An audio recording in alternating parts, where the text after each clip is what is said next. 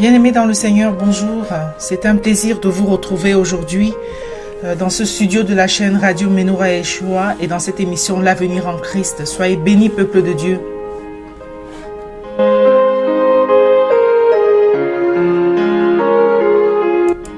Aujourd'hui, le thème de l'émission que nous allons vous présenter, c'est tu ne porteras pas de faux témoignages. Tu ne porteras pas de faux témoignages. Voilà.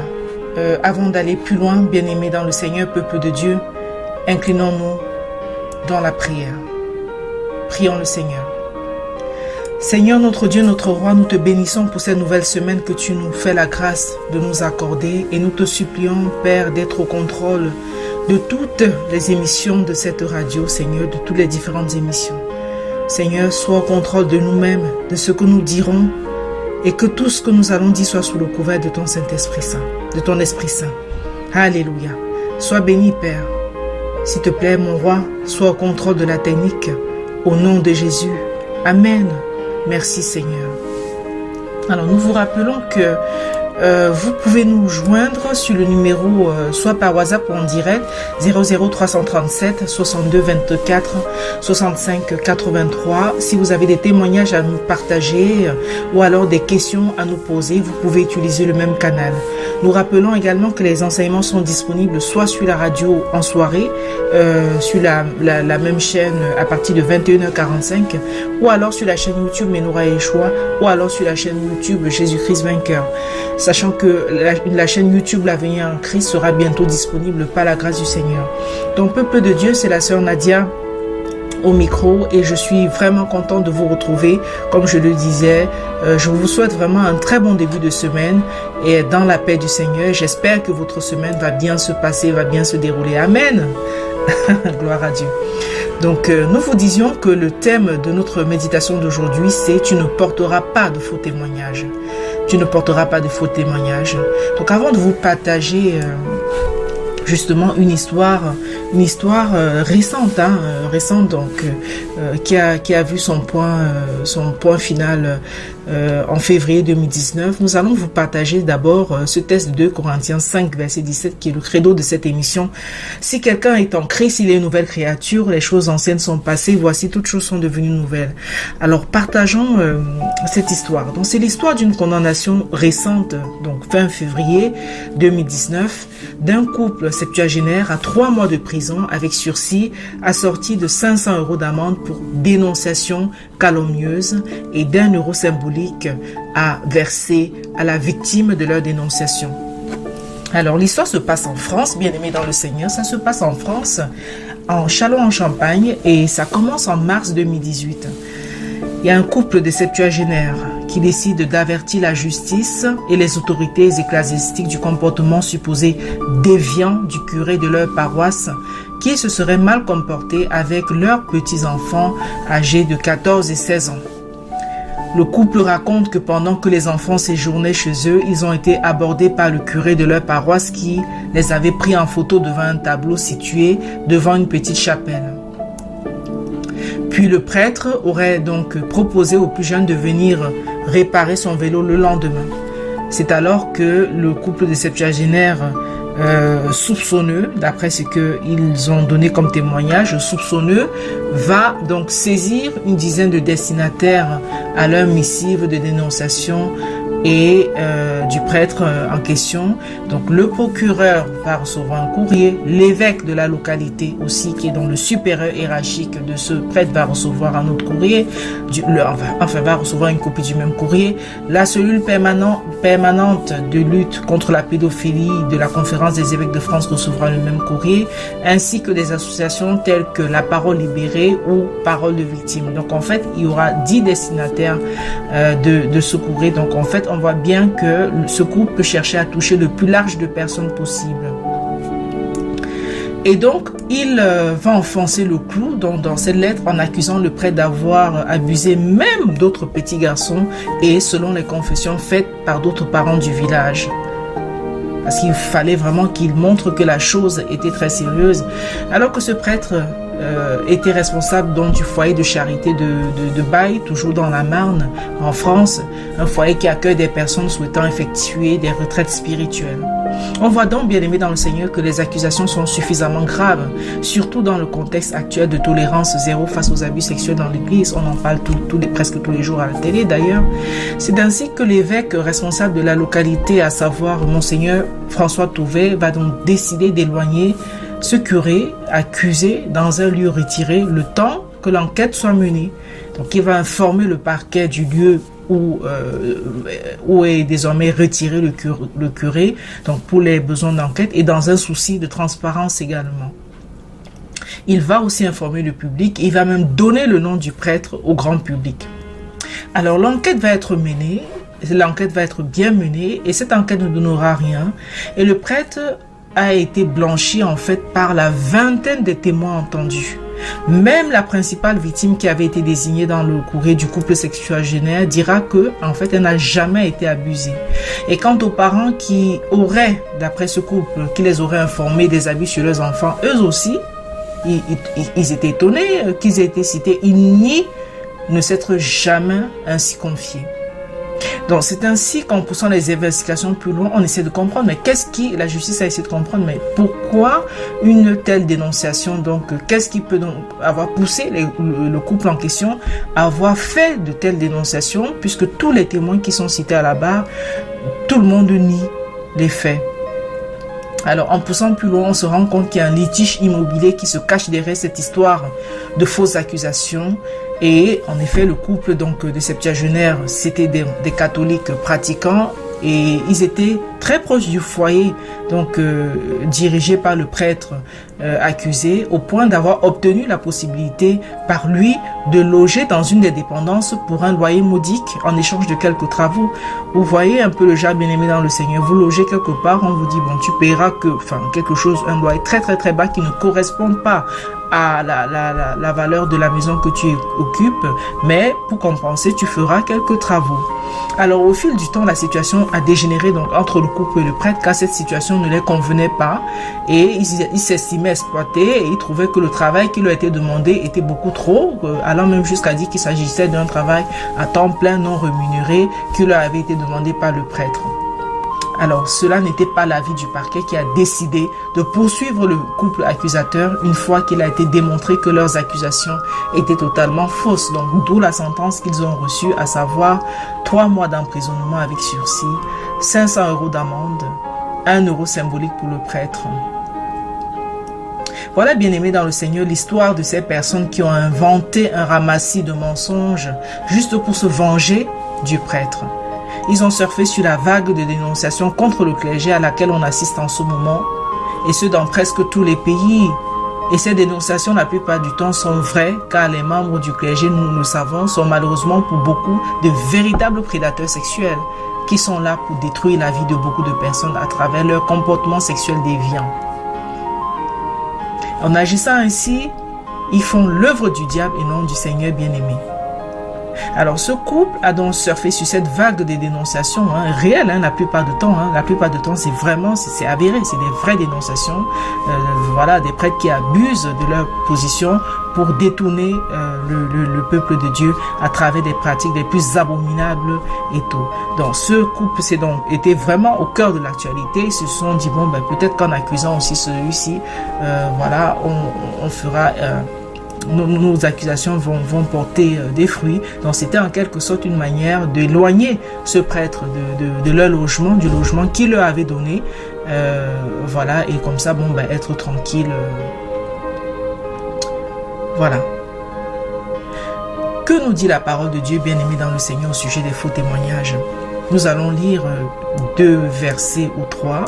Ensuite, nous ferons une pause et nous allons relire d'autres versets qui vont toujours dans le même thème. Et la Bible foisonne en effet de ce type de versets. La Bible foisonne.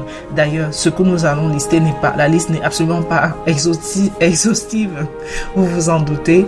Alors, lisons dans Exode 23 au verset 1. Tu ne répandras point de faux bruit. Tu ne te joindras point aux méchants pour faire un faux témoignage. Tu ne te joindras point aux méchants pour faire un témoignage. Deutéronome 5 au verset 20 dit, tu ne porteras point de faux témoignages contre ton prochain. Amen. Exode 20 au verset 16 va dans le même sens, tu ne porteras point de faux témoignages contre ton prochain. Amen, amen, amen, amen. Restez à l'écoute, peuple de Dieu, le temps pour nous d'écouter ces louanges. Oui, je veux t'aimer, du psaume 37. Nous revenons dans quelques instants. Restez à l'écoute.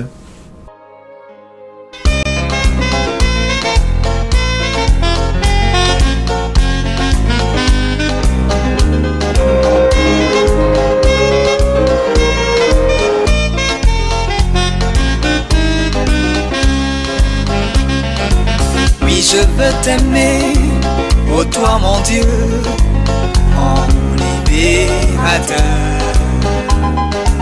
Tu m'as créé, tu m'as sauvé, oui je veux t'aimer. Oui je veux t'aimer, ô toi mon Dieu, mon libérateur.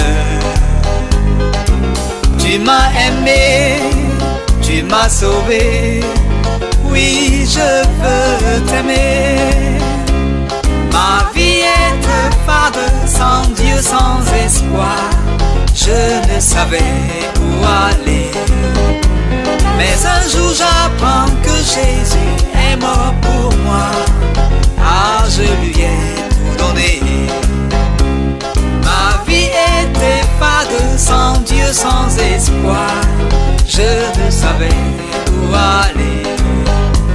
Mais un jour j'apprends que Jésus est mort pour moi, ah je lui ai tout donné.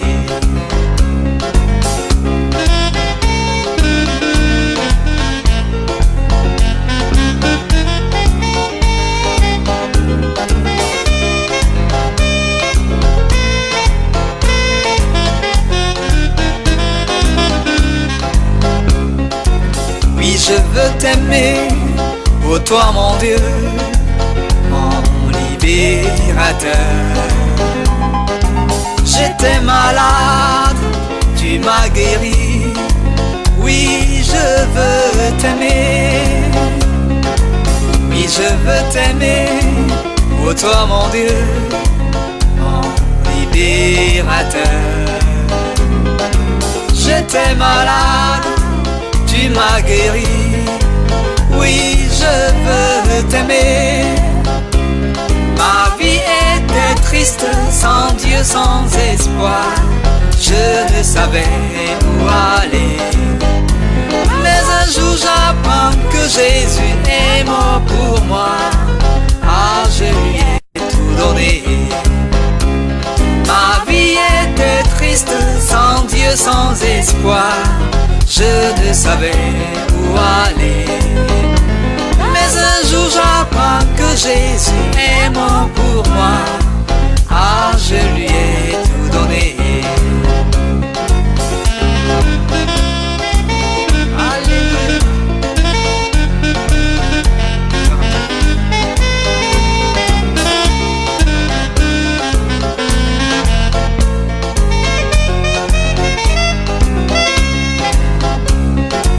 Oui je veux t'aimer, ô toi mon Dieu, mon créateur. J'étais perdu, tu m'as retrouvé, oui je veux t'aimer. Oui je veux t'aimer, ô toi mon Dieu, mon créateur.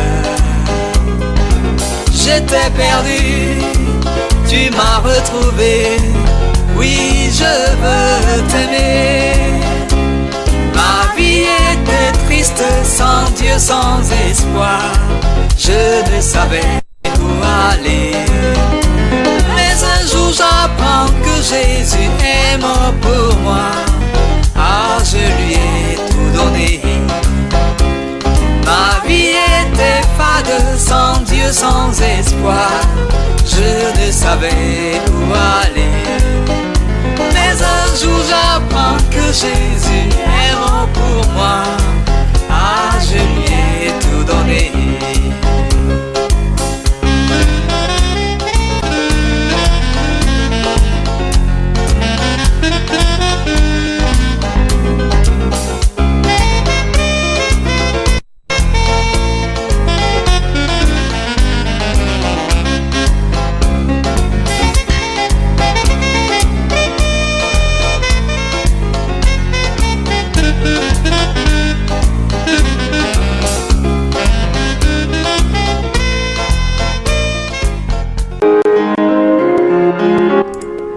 Amen, amen, amen. Amen, amen, que le Seigneur soit béni. Donc, peuple de Dieu, pour vous qui prenez l'émission en cours, le thème d'aujourd'hui de cette émission, l'avenir en Christ, c'est tu ne porteras point de faux témoignages. Nous vous avons partagé une histoire qui est arrivée en France vraiment très récemment, d'un couple qui avait faussement accusé un prêtre d'abus sexuels. Nous sommes bien conscients qu'il y a beaucoup d'accusations qui sont vraies et malheureusement beaucoup qui sont vraies. Et pour les accusations qui sont vraies, ces gens ne servent pas. Ce n'est pas le Seigneur. Agir ainsi, ce n'est pas servir le Seigneur, mais c'est plutôt servir le diable. Et dans le lot d'accusations, il y en a aussi qui sont très peu, qui sont fausses. Et donc c'est le cas par exemple de cette histoire que nous avons parlé pour étayer notre méditation d'aujourd'hui. Tu ne porteras point de faux témoignages. Nous vous avons lu quelques textes déjà qui vont dans ce sens, notamment Deutéronome 5:20 et Exode 20:16. Tu ne porteras point de faux témoignages contre ton prochain. Nous allons poursuivre avec la lecture de la parole de Dieu en ce sens, qui nous montre vraiment quelle est la voie, qui nous montre quelle est la lumière, parce qu'à chaque fois, nous nous appuyons sur la parole du Seigneur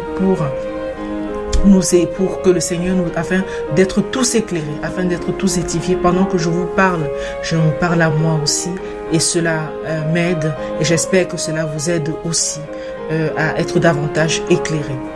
Proverbe 25, verset 18 dit « Comme une massue, une épée, une flèche aiguë, ainsi est un homme qui porte un faux témoignage contre son prochain. » Comme une massue, une épée, une flèche aiguë, c'est-à-dire quelque chose qui transperce, quelque chose qui assomme. La massue assomme, l'épée et la flèche transpercent. C'est pour dire quelle douleur on peut recevoir, on peut avoir vraiment lorsqu'on est victime d'un faux témoignage. Proverbe 14, 5 nous dit « Un témoin fidèle ne ment pas, mais un faux témoin dit des mensonges. » Proverbe 6, 19 nous dit « Le faux témoin qui dit des mensonges est celui qui excite des querelles entre frères. » Ah oui, il y a beaucoup d'histoires qui naissent parfois dans des familles comme ça, parce que tel est venu raconter tel est venu raconter telle chose qui n'était pas vraie, et parfois ça peut déboucher vraiment sur des conflits qui durent parfois beaucoup d'années.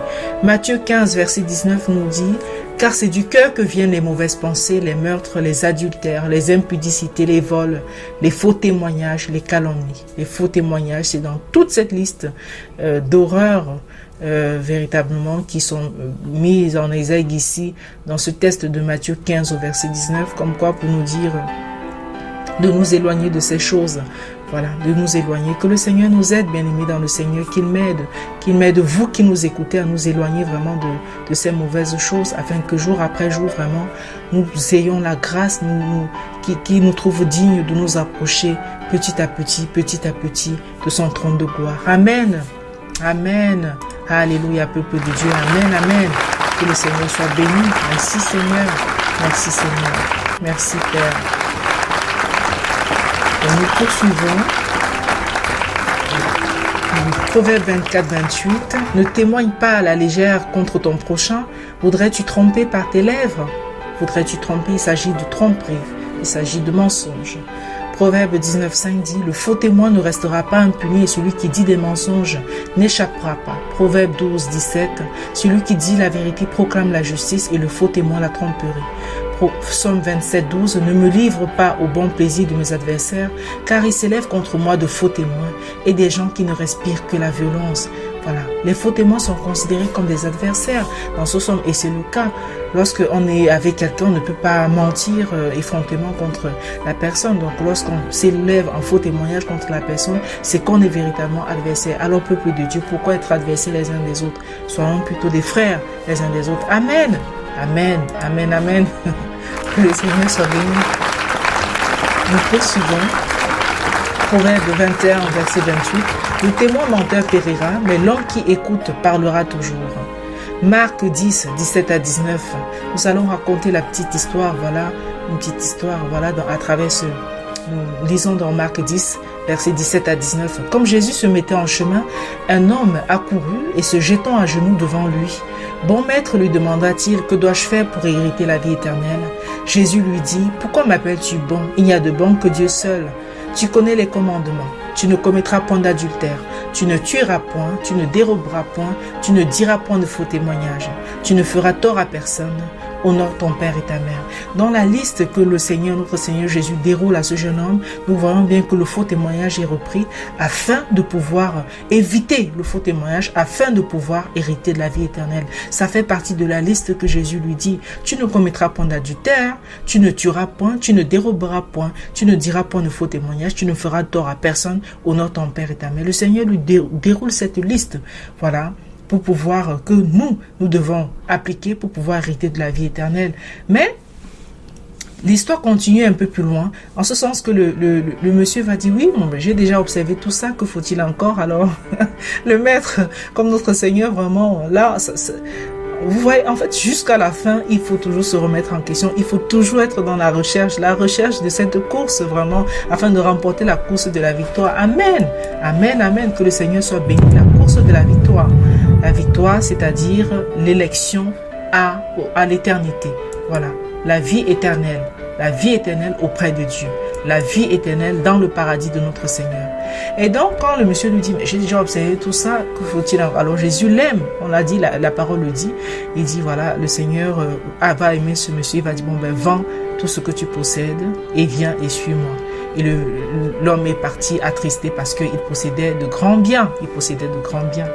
Voilà. Et c'est de cette histoire que dont le Seigneur dira, voilà, il est plus facile à un chameau de passer par le trou d'une aiguille que d'un riche d'entrer au royaume des cieux.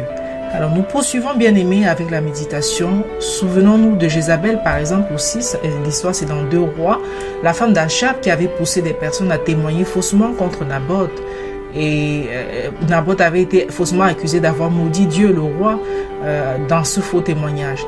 Alors, l'histoire, c'est quoi? C'est qu'Achab, donc l'époux de Jézabel, convoitait la vigne de Naboth et lui avait proposé de l'acheter. Naboth a refusé parce qu'il tenait à sa vigne qu'il avait héritée. Alors, comme cela a attristé Achab, sa femme a décidé d'ourdir ce complot qui devait faussement accuser Naboth, qui va être lapidé pour que son époux Achab récupère la vigne. Et cela va donc engendrer la colère de l'Éternel contre Achab et son épouse, qui va envoyer Élie, lui dit, le prophète Élie, dire à Achab, là où Naboth a été tué, c'est là que les chiens lécheront ton sang, et également que Jézabel sera donc déchirée par les chiens. Quand Élie annonce ça à Achab, vraiment, il déchire son vêtement, il se lamente, il se repent auprès de l'Éternel, qui va lui dire, ok, bon ben toi tu ne connaîtras pas ces malheurs, mais je ferai venir ces malheurs sur ta descendance, peuple de Dieu. Nous poursuivons avec Matthieu 26, versets 59 à 66. En fait, c'est pour voir, lorsqu'on prend ce genre d'exemple, et Matthieu 26, vraiment, c'est le point culminant, parce qu'il s'agit maintenant de l'histoire de notre Seigneur Jésus-Christ, du faux témoignage aussi qui a été dit contre lui. Donc, nous avons pris l'exemple d'Achab et de Naboth tout à l'heure, et de Jézabel, pour voir jusqu'à quel point les fausses accusations, le faux témoignage peut porter, quelles conséquences, jusqu'à quelles conséquences le faux témoignage peut conduire. Ça conduit à la lapidation de Naboth. Naboth est mort injustement. Il a été accusé injustement. Il va mourir d'une mort vraiment qu'il n'avait pas méritée, simplement parce que Jézabel avait ourdi ce complot. Faisons attention, bien-aimés dans le Seigneur. Ne trafiquons pas notre langue. Ne trafiquons pas notre langue. Il s'agit de ça. Il est question de ça. Faisons attention à ce que notre langue dit. Que notre langue n'aille pas détruire la vie des gens. Que notre langue n'aille pas une langue qui va tourmenter les gens. Bien-aimés dans le Seigneur, il s'agit de ça. Que le Seigneur nous aide à faire attention. Voilà ce Naboth qui a été lapidé, tout simplement à cause des faux témoignages. Et notre Seigneur Jésus-Christ va l'être aussi pareil, comme nous allons le voir dans Matthieu 26, des versets 59 à 66. Lisons. Les principaux sacrificateurs et tout le Sanhédrin cherchaient quelques faux témoignages contre Jésus, suffisants pour le faire mourir. Ils cherchaient des faux témoignages. Ils savaient que tout ce qui devait être dit était faux, parce qu'en fait, ils ne trouvaient rien à lui reprocher. Ils cherchaient. Ils n'en trouvèrent point, nous dit le verset 60, quoique plusieurs faux témoins se fussent présentés. Enfin, il en vint 2 qui dirent, nous poursuivons jusqu'au verset 66 cette fois, Qui dire, celui-ci a dit, je puis détruire le temple de Dieu et le rebâtir en 3 jours. Le souverain sacrificateur se leva et lui dit, ne réponds-tu rien? Qu'est-ce que ces hommes déposent contre toi? Jésus garda le silence. Et le souverain sacrificateur prenant la parole lui dit, je t'adjure par le Dieu vivant de nous dire si tu es le Christ, le Fils de Dieu. Jésus lui répondit, tu l'as dit. De plus, je vous le déclare, vous verrez désormais le Fils de l'homme assis à la droite de la puissance de Dieu et venant sur les nuées du ciel. Alors le souverain sacrificateur déchira ses vêtements, disant, il a blasphémé. Qu'avons-nous encore besoin de témoins? Voici, vous venez d'entendre son blasphème. Que vous ensemble? Ils répondirent, il mérite la mort. Nous répétons le verset 66. Que vous ensemble? Ils répondirent, il mérite la mort, peuple de Dieu. Voilà comment la sentence de mort a été décrétée sur notre Seigneur, à partir de faux témoignages. Parce que même lorsque le souverain sacrificateur dit il a blasphémé, il est en train de mentir. Jésus a-t-il blasphémé? Non, Jésus n'a fait que dire la vérité. Il n'a fait que dire la vérité. Mais il a été accusé de blasphème. Et tous ont répondu, il mérite la mort. Nous comprenons bien, bien-aimés dans le Seigneur, déjà nous avons pris le témoignage de ce prêtre qui a été vilipendé, enfin, qui a été éloigné de son boulot, voilà, qui a été accusé faussement, alors que vraiment tout ce qu'on avait dit était faux contre lui. Vous imaginez les tourments, sa vie, les humiliations qu'il a dû recevoir dans cette ville-là, les insultes certainement. Nous avons raconté l'histoire de Naboth qui a été lapidé à cause d'un faux témoignage. Nous vous partageons maintenant l'histoire de notre Seigneur Jésus-Christ qui est également tué à cause de faux témoignages. Donc, lorsque le Seigneur notre Dieu Tout-Puissant nous dit que ça fait partie des 10 commandements, parce que ça a une place forte, vraiment, aux yeux de l'Éternel, tu ne porteras pas de faux témoignages contre ton prochain, parce que les conséquences peuvent être très nombreuses, peuple de Dieu, très nombreuses. Alors, mon frère, ma soeur, combien de personnes sont victimes de faux témoignages? Que ce soit le collègue qui va perdre son boulot parce qu'un autre collègue l'a faussement accusé. Que ce soit la femme qui va perdre son mari parce qu'elle a été injustement accusée par les membres de sa belle famille ou vice-versa. Que ce soit les membres de la famille qui ne se parlent plus parce que quelqu'un est passé par là et a fait des ravages avec des faux témoignages pour les diviser. Que ce soit les morts dont on accuse injustement d'autres personnes de les avoir tués, soit par la sorcellerie comme parfois c'est beaucoup le cas en Afrique, ou alors pour une autre raison. Les exemples sont nombreux. Malheureusement, beaucoup trop nombreux, peuple de Dieu. Malheureusement, beaucoup trop nombreux. Alors, je t'invite, toi mon frère, toi ma soeur, sur la base des versets bibliques qui ont été précédemment cités, à ne témoigner que de ce que tu sais. Ne dis que ce que tu sais, que ce que tu as vu, que ce que tu as entendu. Ne fabriquons pas de faux témoignages pour détruire quelqu'un, car notre Seigneur n'aime pas les faux témoignages, à un point que cela figure parmi les 10 commandements. Tu ne porteras point de faux témoignages contre ton prochain. Si nous devons dire quelque chose, que nous parlions en vérité, sinon taisons-nous. On peut se taire aussi. Taisons-nous au lieu de mentir pour détruire quelqu'un. On peut se taire, on peut faire le choix de se taire. Parfois le silence vaut mieux, hein? Parfois il vaut mieux se taire. Donc sachons garder silence parfois, bien-aimés dans le Seigneur. C'est de ça qu'il s'agit. Évitons les faux témoignages. Sachons garder silence. Amen. Amen, amen. Au lieu de mentir, sachons garder silence. Merci de nous avoir suivis, chers auditeurs. Nous rappelons que cette émission, vous pouvez nous partager vos témoignages pour cette émission au 00337 62 24 65 83. Ça fonctionne avec WhatsApp aussi ou alors en direct si vous voulez partager des témoignages avec nous. Nous rappelons également que les enseignements sont disponibles en soirée. Donc cette émission va être rediffusée en soirée à partir de 21h45 sur cette chaîne. Ou alors les enseignements seront disponibles. Si vous ne les voyez pas, c'est que c'est pas encore arrivé sur les chaînes YouTube Menorah Yeshua ou Jésus-Christ vainqueur, et la chaîne YouTube L'avenir en Christ sera bientôt disponible par la grâce du Seigneur. Donc nous vous remercions vraiment, peuple de Dieu, de nous avoir suivis, et vraiment merci Seigneur de nous avoir portés pendant cette émission. Merci d'avoir rendu cela possible, Père. Enseigne-nous, Seigneur, jour après jour, comme te demandait David. Enseigne-nous tes statuts, Père, jour après jour. Sois béni, Seigneur. Merci pour tout ce que tu fais pour nous. Amen. Amen. Merci, chers auditeurs. Et à demain, 16h sur la radio Menorah Yeshua. Si plaît à Dieu. Soyez bénis.